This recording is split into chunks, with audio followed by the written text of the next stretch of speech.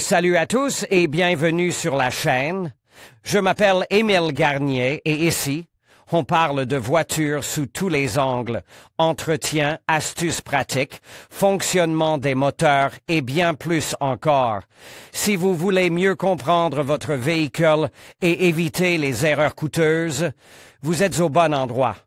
Pensez à mettre un j'aime, à vous abonner à la chaîne et à regarder la vidéo jusqu'à la fin. Vous y trouverez des infos vraiment utiles. Les défauts de la bobine ne sont pas si nombreux, il peut s'agir d'un circuit ouvert ou d'un court-circuit dans les enroulements. De la bobine, primaire ou secondaire, ou d'une détérioration de l'isolateur.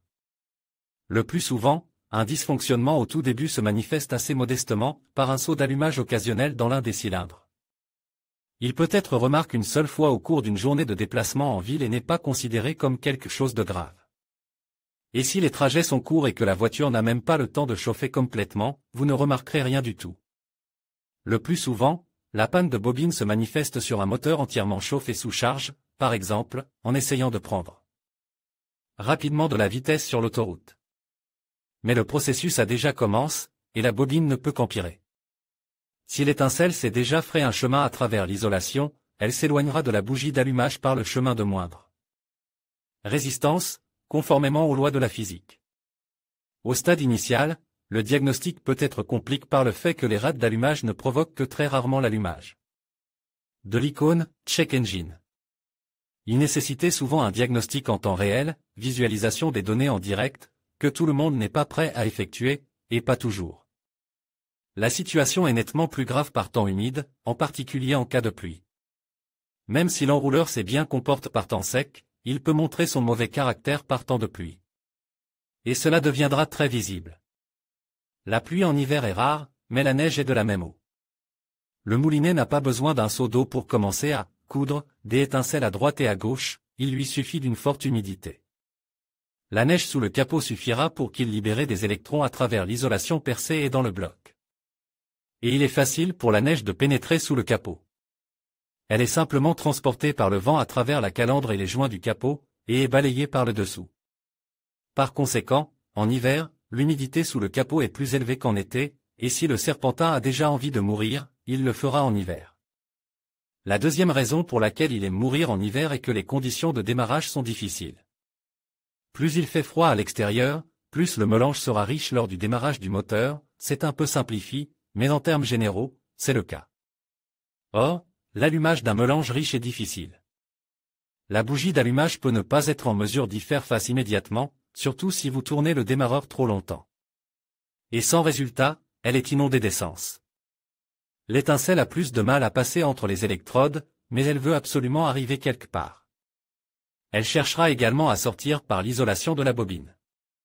C'est-à-dire qu'il y aura une panne classique, un courant qui passera à travers la bougie, après quoi vous devrez à nouveau courir au magasin pour acheter une nouvelle pisse.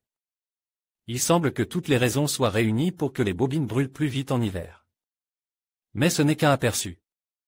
C'est de votre faute, les bougies d'allumage sont la raison la plus fréquentée du remplacement ennuyeux et régulier des bobines. Le mécanisme est simple, avec le temps, l'écartement des bougies augmente en raison de la combustion des électrodes, la résistance augmente rapidement, la bobine ne peut pas y faire face et envoie l'étincelle à travers l'isolant jusqu'à la masse la plus proche.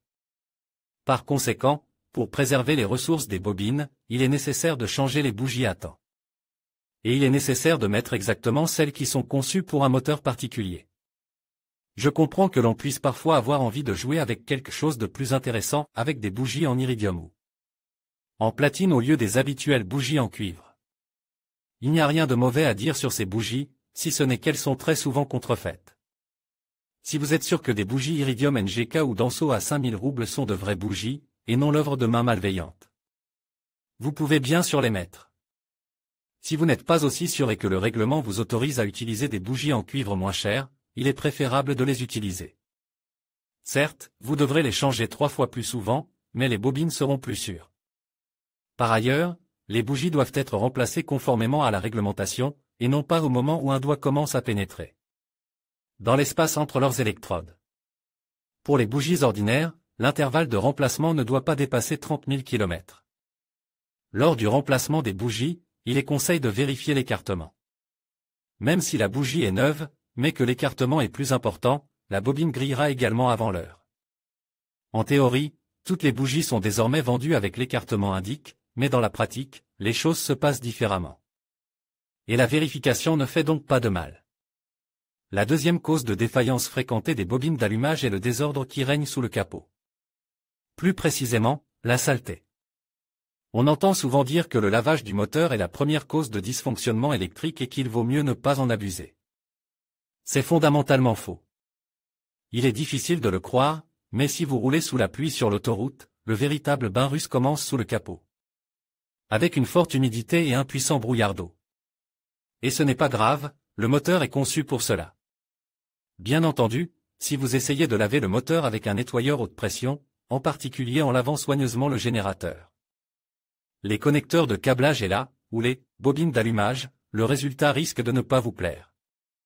C'est pourquoi vous devez aborder cette question avec prudence, rechercher ceux qui savent comment laver le moteur. Mais il est tout de même nécessaire de le laver.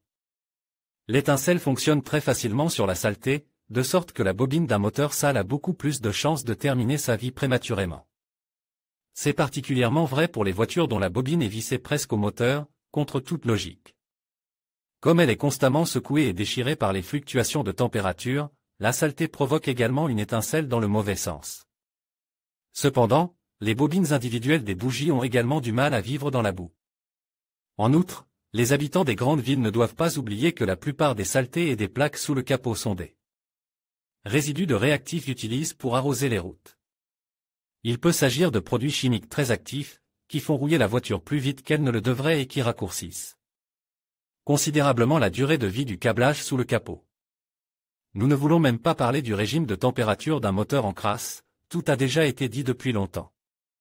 C'est pourquoi il est nécessaire de laver le moteur de temps en temps. Que faire? Il semble que la bobine d'allumage, surtout individuelle, ne soit pas la piste de rechange la plus chère. Il n'est pas rare que l'on doive dépenser 1 millier de roubles, ou même 2 à 3 000, pour l'acheter. Mais il ne faut pas oublier que la défaillance fréquentée de la bobine est un signe certain de dysfonctionnement. Tout d'abord, il faut penser aux bougies, s'il est temps de les remplacer ou les acheter, afin de ne pas tomber sur un faux. Ensuite, la propreté du moteur. En hiver, il ne faut pas faire tourner le démarreur trop longtemps. Jusqu'à -20 à 25 degrés, une voiture en bon état de marche démarrera immédiatement, et si quelque chose ne va pas, il vaut mieux faire un diagnostic. Tout dysfonctionnement entraînant un enrichissement excessif du mélange peut rapidement mettre les bobines hors service. Et le même dysfonctionnement au même moment empêcher un démarrage en toute confiance dans le gel.